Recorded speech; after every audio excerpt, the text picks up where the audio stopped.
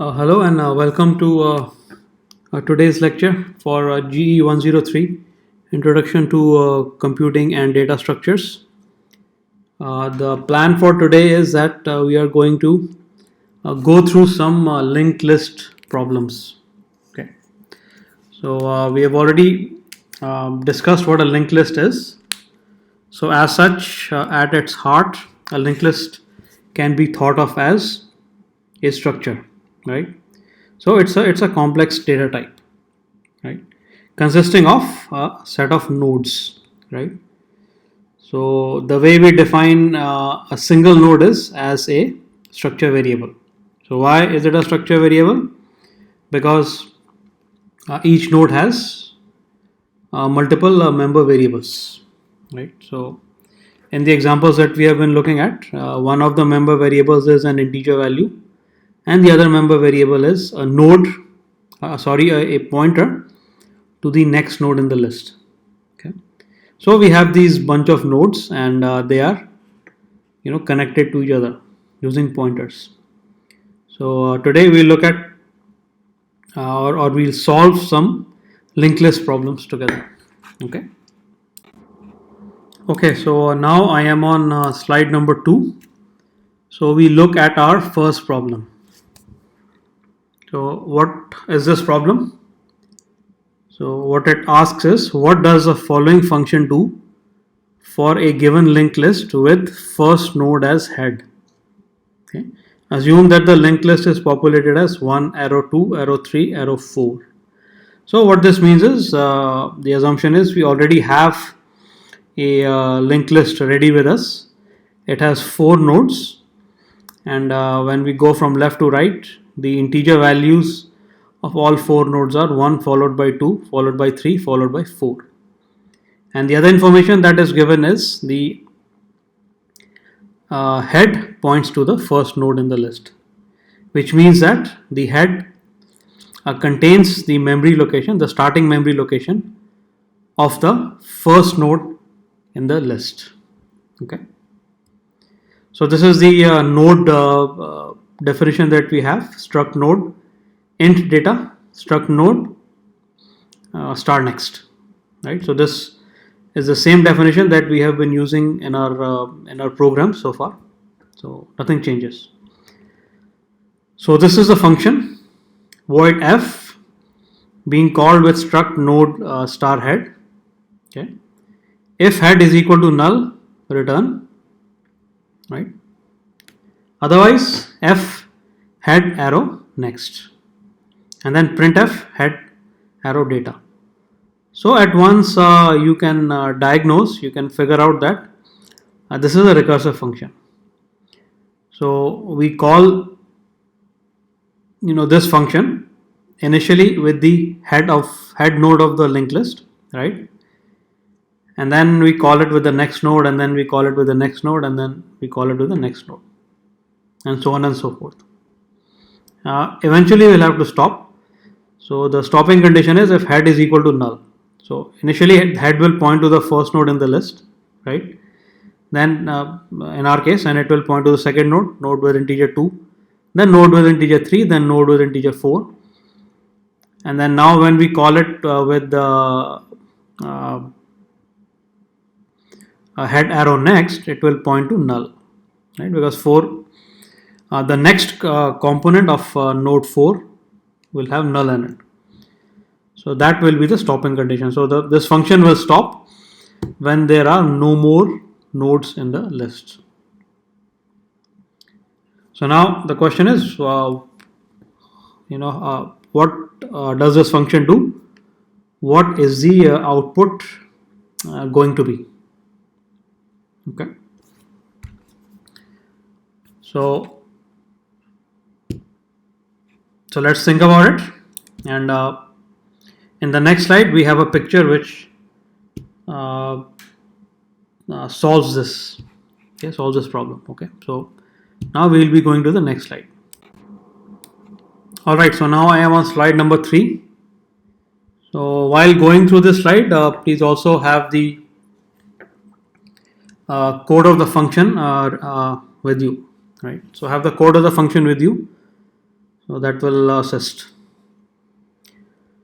So now this is our linked list, right? As we can see with 4 nodes.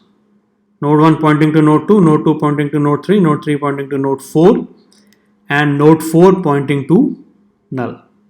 Okay. So we call this function f the first time, struct node star head. Okay. So now which means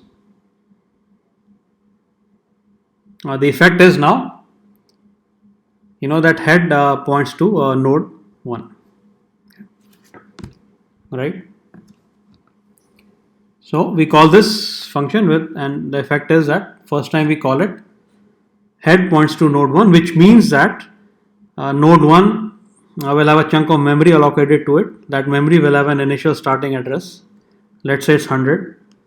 And now head will contain that address. It will contain 100, which means it points to the node. So the data type of head and each node is the same, struct node. Okay. So now what will happen? Is head equal to null? No, it's not, because it contains 100. So no return. And now we call the function with f head arrow next. So now the question is, what is the value of head arrow next? So here, because head is a pointer to node 1, using head arrow next, we can get access to the value of the pointer name next, which is inside node 1. Okay. So next is meant to point to the next node in the list. So what is the value for that? It will be the starting memory location of node 2. Right. Starting memory location of node 2. Right. So let's say it's 200.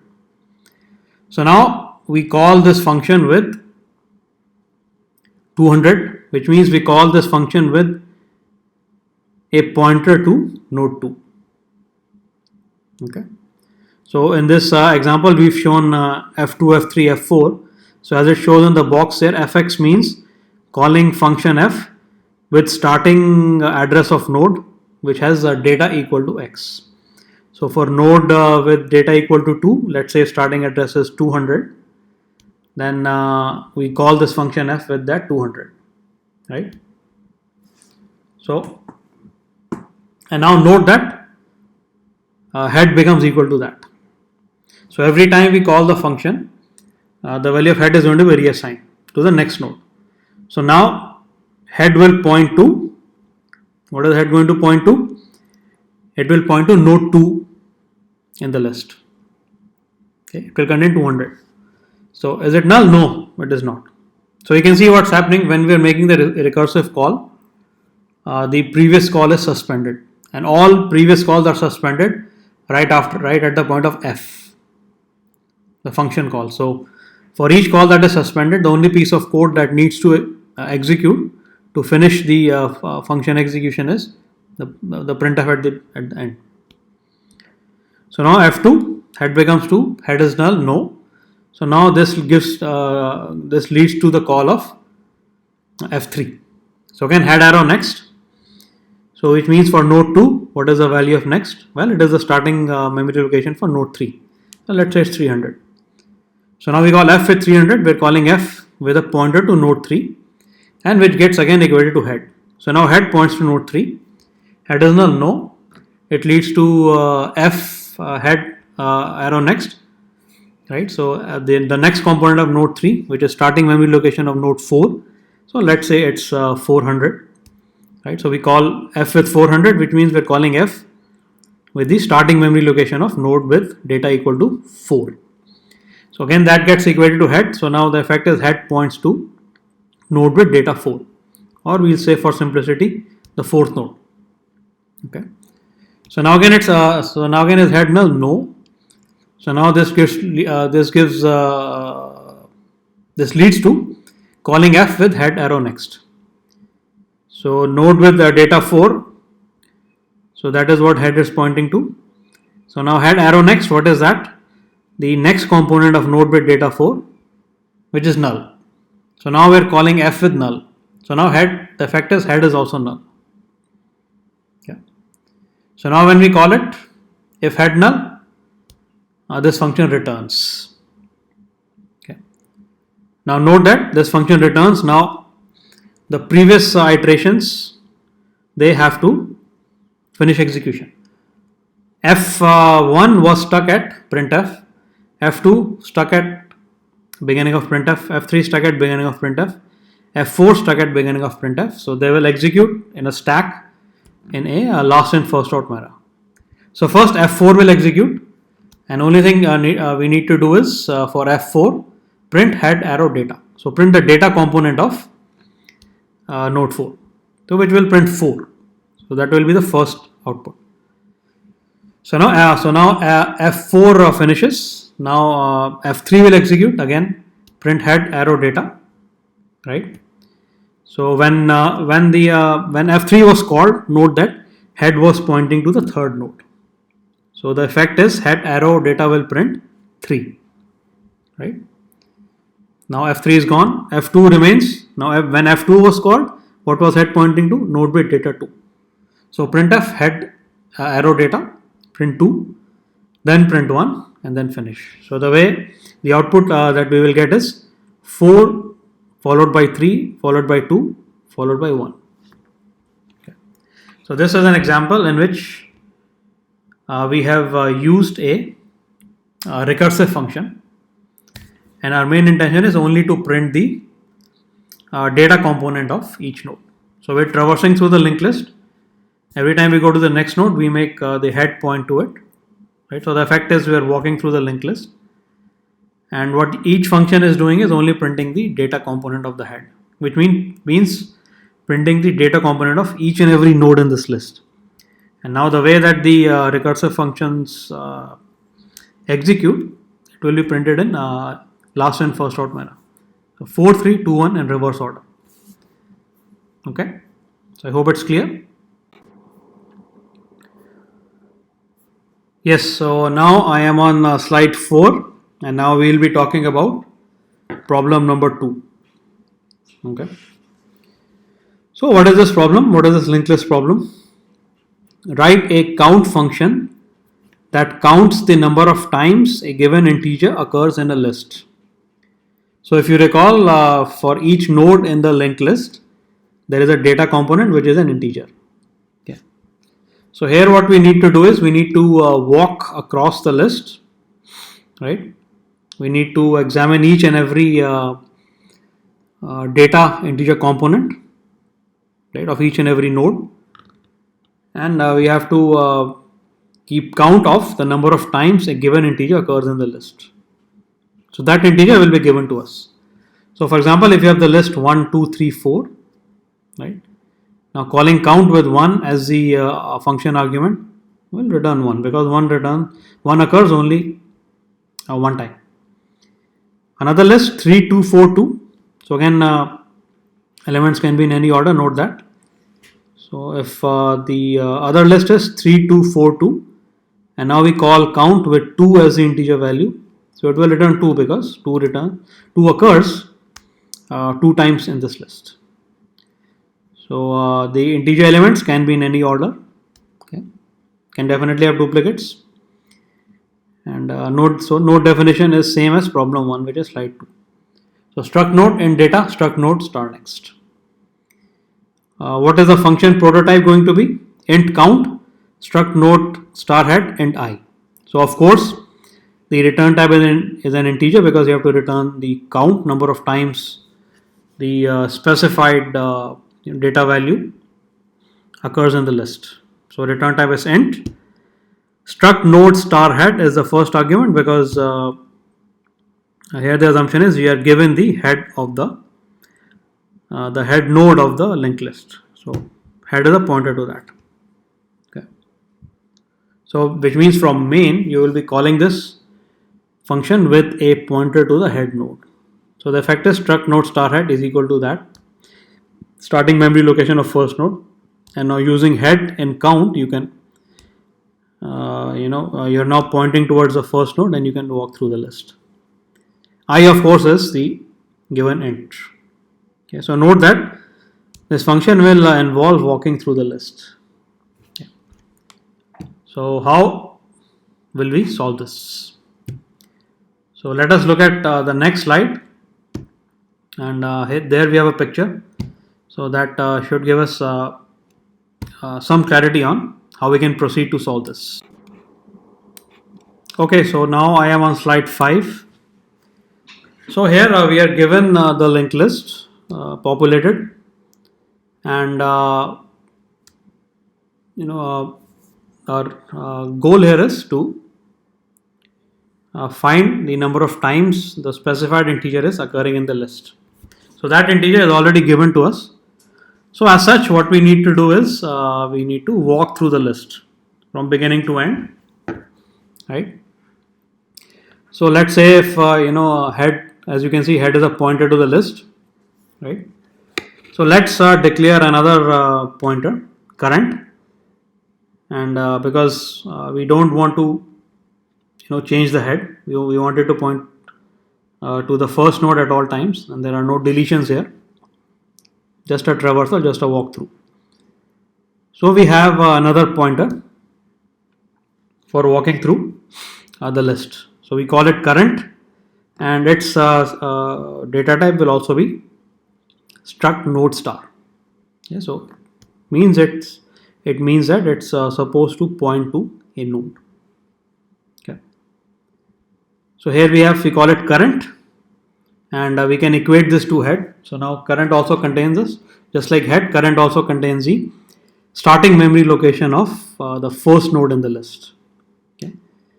So then of course we have to walk through the list, and at each stage we'll be facing a particular element of the linked list. So what do we need to do? We need to compare that element or the data part of that element with the item, right? So if we have a match, if the data part of that current node and item they match, we increase the count. So we maintain a count for the number of times the item occurs. So if they match, we increase the count, and then we move on to the next list. We move on to the next node. So moving on to the next node is simple. We have to access the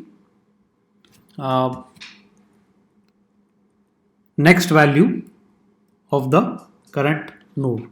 So there's a pointer called next, and because the list is already constructed, so the next value will be the value of the next value of the pointer called next will be the starting location of the next node. Okay.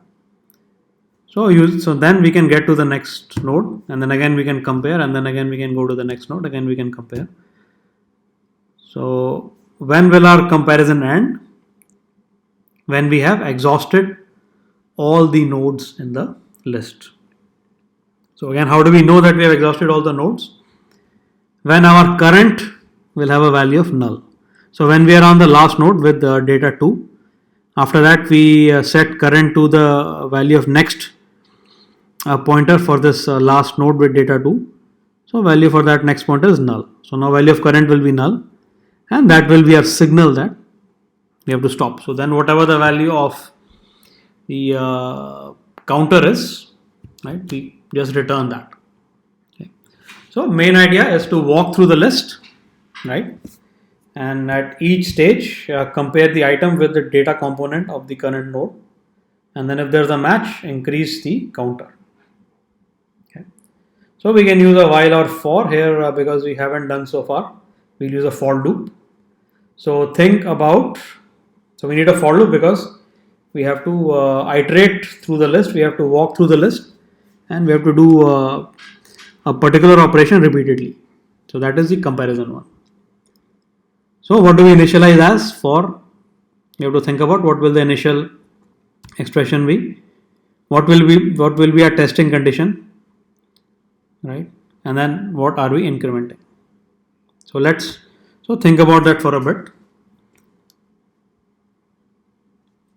Okay. Right, so now I am on slide 6, which has the solution, right? So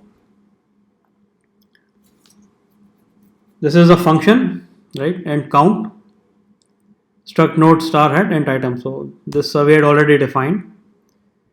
So first we as we discussed in the last slide, we do need a pointer to a node using which we can walk through the list. So that pointer is current.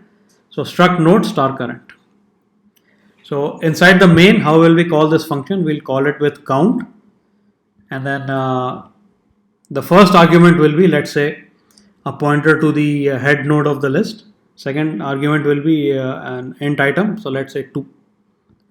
So here we have struct node star head inside count. So the effect will be that now this head inside count will point to the first node in the list. And now we say struct node star current, int c is 0, c is our counter. So now this is our for loop for current is equal to head. So now the effect is current and head both contain the same value, which means now current also points to the first element of the linked list, which means it contains the starting memory location of the first element of that linked list. Okay. Current is equal to head, equating pointers. Okay. So now we see if current arrow data equal to item. So now current is pointing to the first node of the list in our example with data 3. So we say what is the value of current arrow data, right? So value of current arrow data is 3, right? So because current is a pointer to this first node, so using current arrow data we can get access to the data member of that node. So which is 3. So is 3 equal to item? So let's assume here our value of item is 2. Is 3 equal to 2? It's not. So we don't increment the counter. And now we go and evaluate the terminating condition. Which of course I forgot, the terminating condition has to be tested initially also. So terminating condition is current is not equal to null. So as long as we have a valid node, we keep on going ahead. Okay. And the increment condition is current arrow next. Okay. So the initial for the initial node, we could not get a match, right? So which means now we do current is current arrow next. So what is current arrow next? The next component of the first node, which is the starting memory location of the second node, which is a pointer to the second node. So that gets assigned to current. So now current points to the second node, right? Hope it's clear. Is current equal to null? No, because it will contain some memory location. So which means we can go ahead, do the if. Now what is current arrow data? It's 2. 2 is equal to 2. So C is increased by 1. It was initially 0, now it's 1. Again, current is current arrow next. The effect is now current points to node 3. Okay.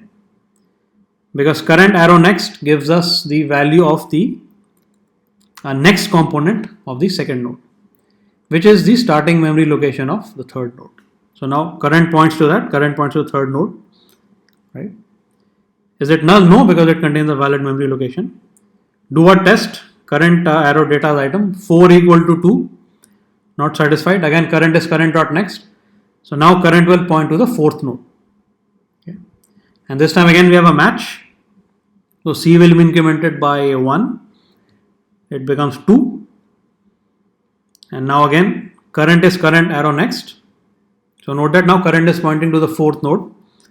So current arrow next is the next component, value of next component for the fourth node, which is null, which gets assigned to current. And now current is not equal to null is false, because null is not equal to null is false. So we get out of the for loop, we return value of 2. Okay. So in this way, we can iterate, we can walk through the linked list, and we do a test. If we have a match, we increase the count. So finally, when we are at the end of the list, we just return the value of the counter. So what this function will do is, it will tell us how many times the specified item is occurring in the linked list. Okay. Yes, okay. So now we are on slide number 7, right? Slide 7. And we move on now to problem number 3. Okay.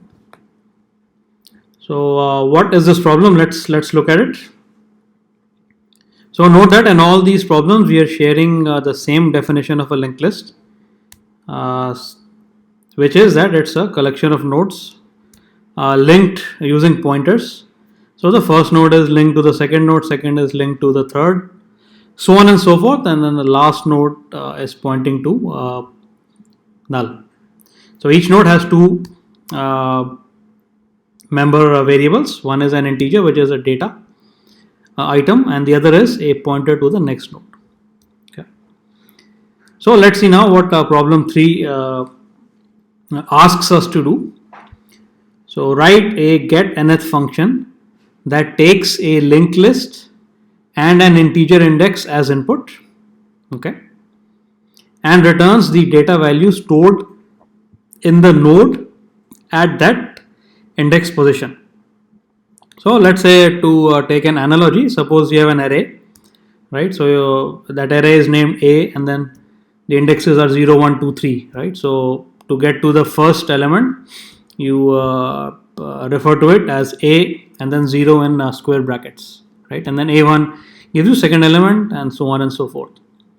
So in that in the case of that array, if you are given the index, right, then you have to visit that appropriate element and you have to return it.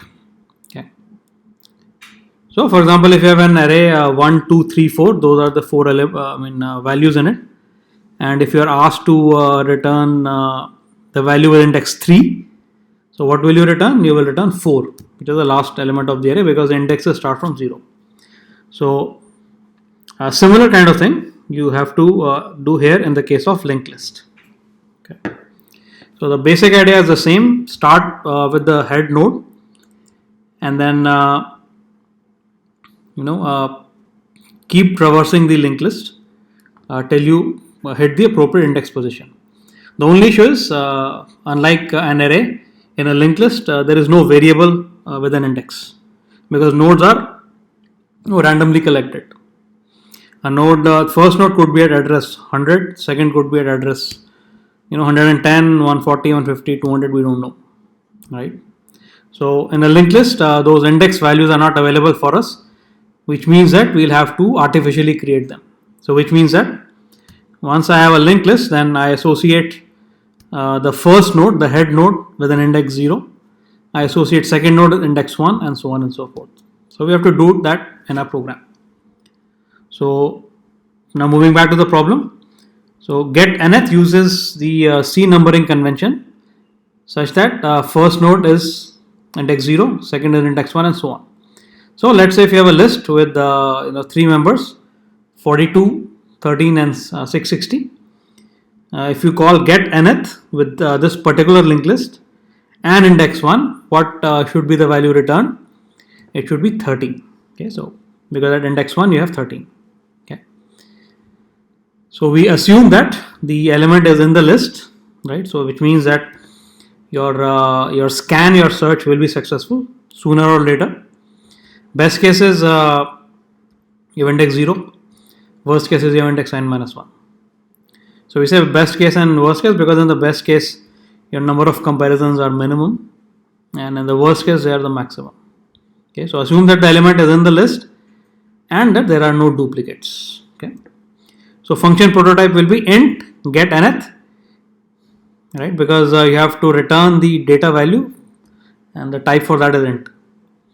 Struct node star head. So you of course you have to specify which linked list you have to scan. So you will be given a pointer to the head of that, and then you can proceed. And then of course int index. So that will be the second function argument. Okay. So once again, we need to write a function getNth that takes a linked list and an integer index and returns the data value stored in the node at that index position. So first node is at index position 0. So whatever the data values in that. Second node is at index position 1, data value, whatever is there in that, and so on and so forth. Okay. So now let's see how we can solve this. All right. Okay, so now I am on slide number 8. So again, we have here a picture that can sort of help us to conceptualize, to visualize what we need to do. So here we are given a linked list, same one we were talking about in the previous slide, slide number 7. So we've got 3 elements, 42 connected to 13, 13 connected to 660. And we are given a pointer to the first node, right? So now let's say where the index value is 2, right? So what we can do is we start. So the answer that has to be returned by the function is 660. So of course, what we do is the strategy is simple. We start with the head, right, and then we compare. For the head, what we see is the count is 0. Okay. So within our function, we will maintain a local variable that stores the count. Okay. So our job is to compare the count with index. So we know that as we go from the first node to the second node to the third node, and so on, what will happen to the value of count? It will increase by 1. So when we're at the first node, the head node, what is the value of count? It is 0. Then we can easily go to the second node, right, by following the next pointer value of the first node. So once we reach the second node, what is count value? 1. So whenever we're jumping from one node to the other, we increment the value of count. Okay. And while we're at a node, we also have to compare the count with index. So let's say the index value is 2. So we start with the head. Now count is 0. 0 is not equal to 2. Move on to the second node. Increase count by 1. Count is now 1. 1 is not equal to 2. Move on to the third node. Now count is 2. Right. So if index is 2 and count is also equal to 2, we have our hit, and then what we need to return is 660. So that's quite simple. This is how we will accomplish it. We'll have a variable count. As we move, so what we'll do is for the current node, we'll compare count with index. Okay. So if we get a match, we return the corresponding data. If we don't, then we go to the next node, increase count, again compare. If we have a match, return, so on and so forth. So obviously we are going to need a loop. We are going to be visiting all the nodes. We are going to be walking through the linked list. So till the current node is not null. Okay. So in this way, I think we can now visualize how we will write the code. Okay. So the other point is how we will pass the linked list. This is same as the previous case.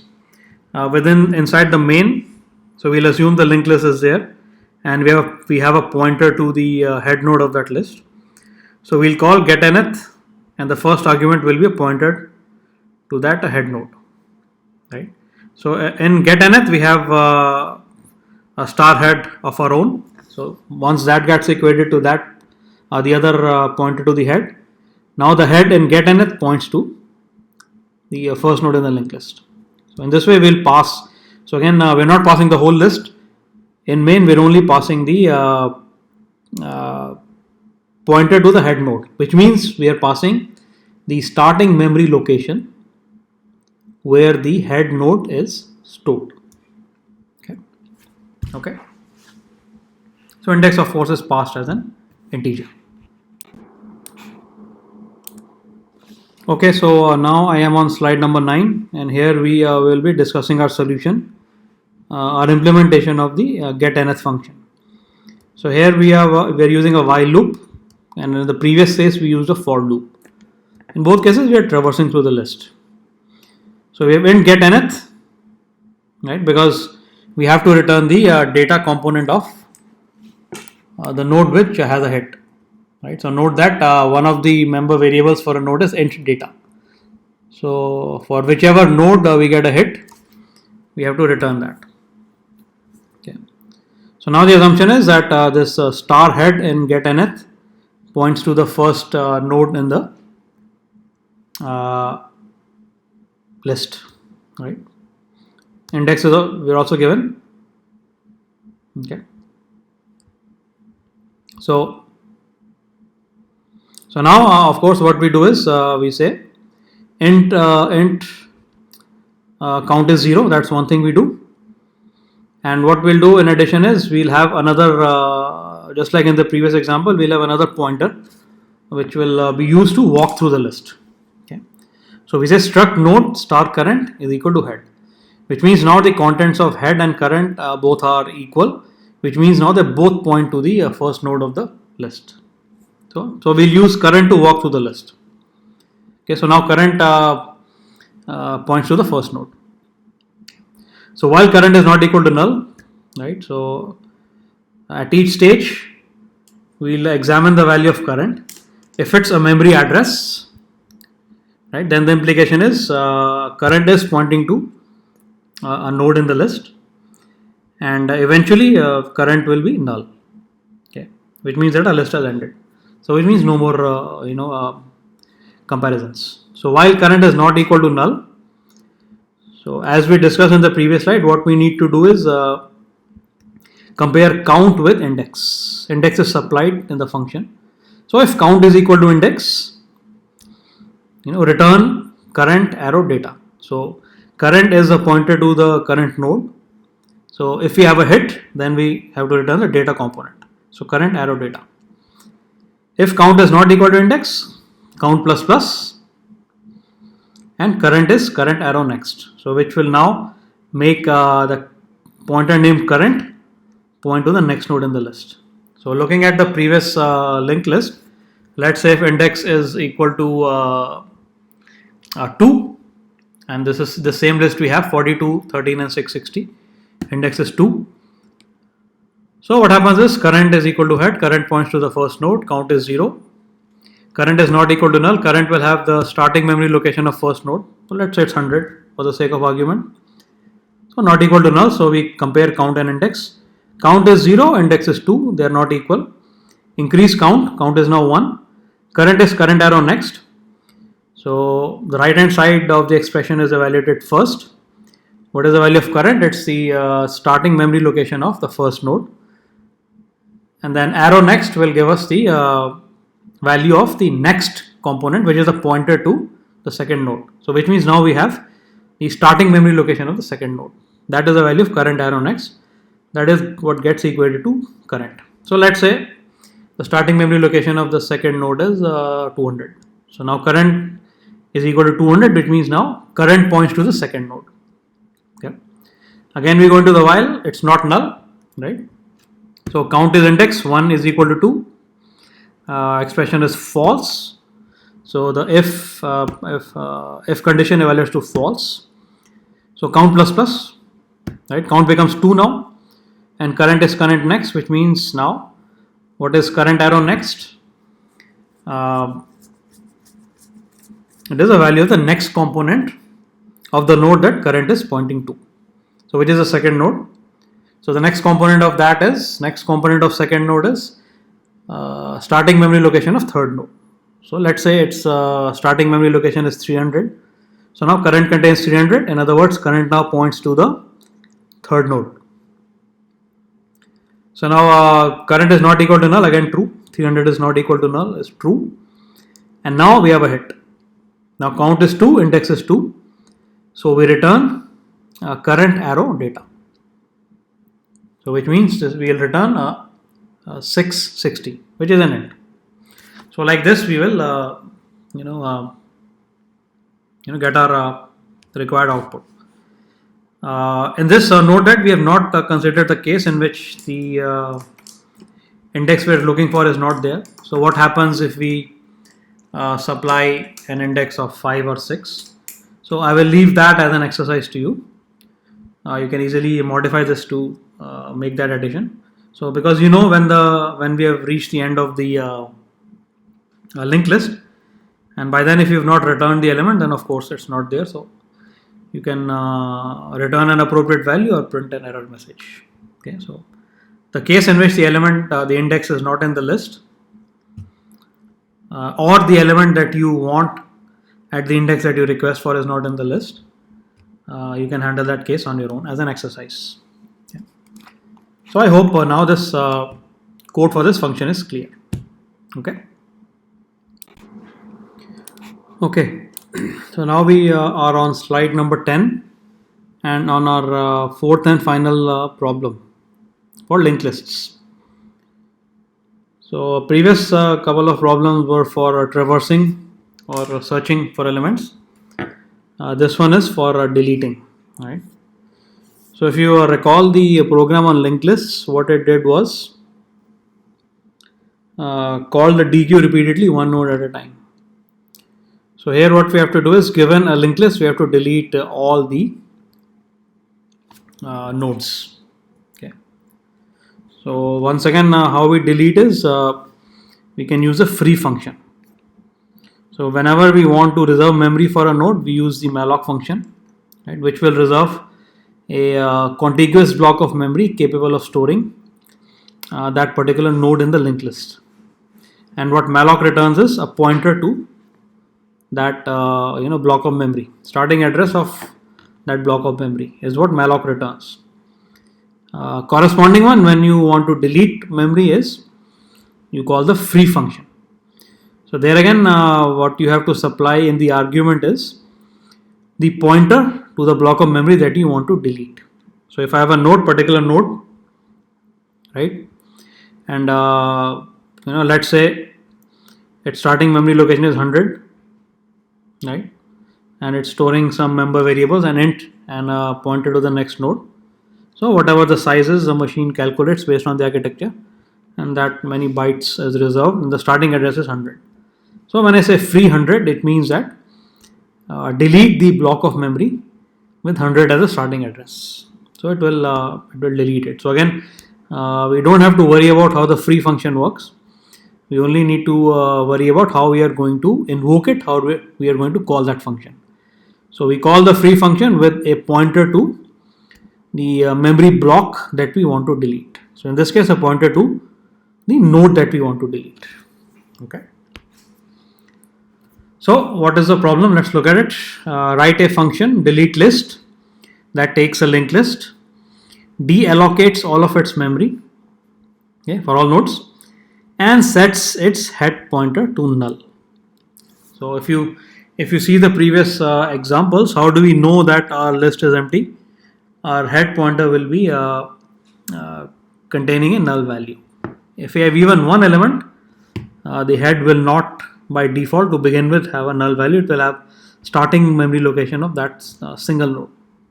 Okay. So once we delete all the nodes, we have to set the head pointer to null.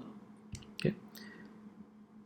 We assume that we already have created a linked list with some number of nodes, and that we have a pointer to the first or head node in the list. So essentially what we need to do is we start from the head, and then we have to walk down from the first node to the second, second to the third, third to the fourth. And while we are walking along, we have to delete each node. So go to first node, delete it, go to second node, delete it, go to third node, delete it, and so on. Okay. One important thing that we need to be careful about is before we delete a particular node, we have to get the value of its next component. Okay.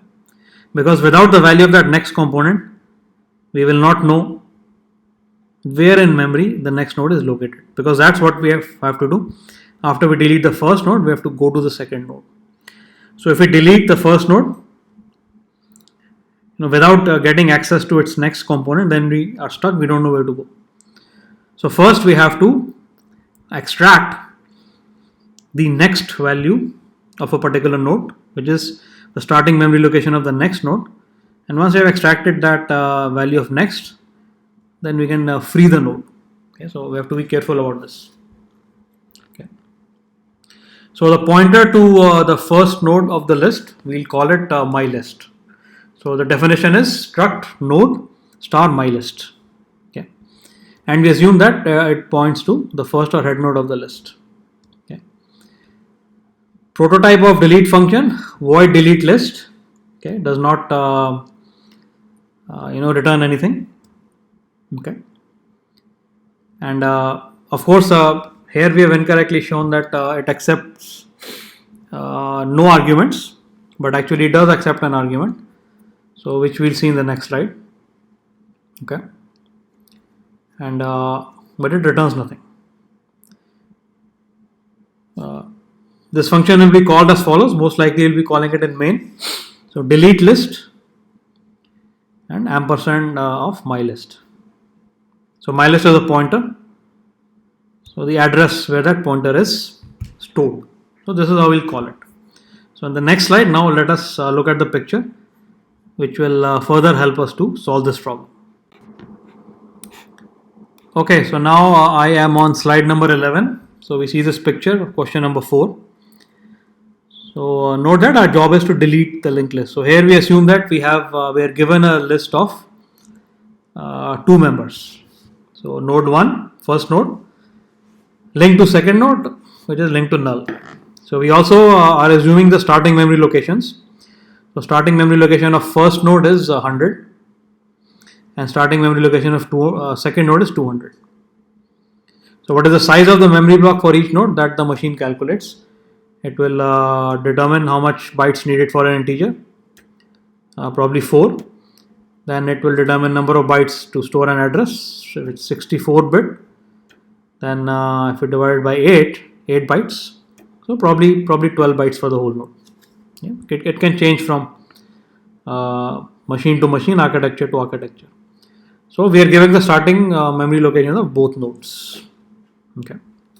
So now what we see over here is my list, right? So if you go back to the previous slide, my list is what? It's a pointer to the first node in the list. So struct node star my list, and it's a pointer, which means that what is the value contained in my list? 100. Okay, so again, because 100 is the starting location of the first node, so my list contains 100. Right, it points to the first node. And let's also assume that so my list is also a variable. It's a pointer variable. So which means it is also stored in a block of memory. So for my list, the starting memory location for it is, let's say, 1000. Okay. So my list contains 100, which is a memory location, starting memory location of the first node, and the address of my list, starting memory location where it is stored, is 1000. Okay. So once again, how many bytes need depends on the address. So if it's 64 bit, that means 64 by 8 is 8 bytes. So then probably 1000 up till 1007. Okay, 8. One memory location storing 1 byte. Okay. So now we have that. Now see how we call it: delete list ampersand my list. So ampersand my list is 1000. Okay. So note, in all these examples we are using decimal number system for the memory locations. In reality, they are most likely to be hexadecimal. Okay. Now we look at the delete list function before we code it. So void delete list, and now the argument we see is a bit is a new notation. Well, at least in the context of linked list. In the context of regular variables, we have encountered it. Struct node star headref.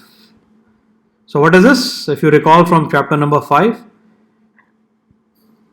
it is a pointer to a pointer, right? So it is a pointer to a pointer, means this headref will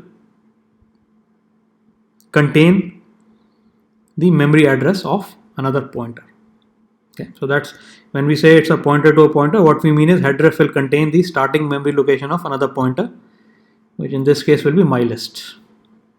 So now we call delete list with ampersand my list, which means 1000 is passed, and the effect in delete list is struct node star headref is equal to 1000. So now headref contains 1000, which means now headref points to my list. It's a pointer to a pointer. Okay. So now when we dereference headref, what do we get? So again, if you recall from your pointer fundamentals, if you have a pointer pointing to a variable, then star will dereference it, and which will allow you to access the variable that pointer is pointing to.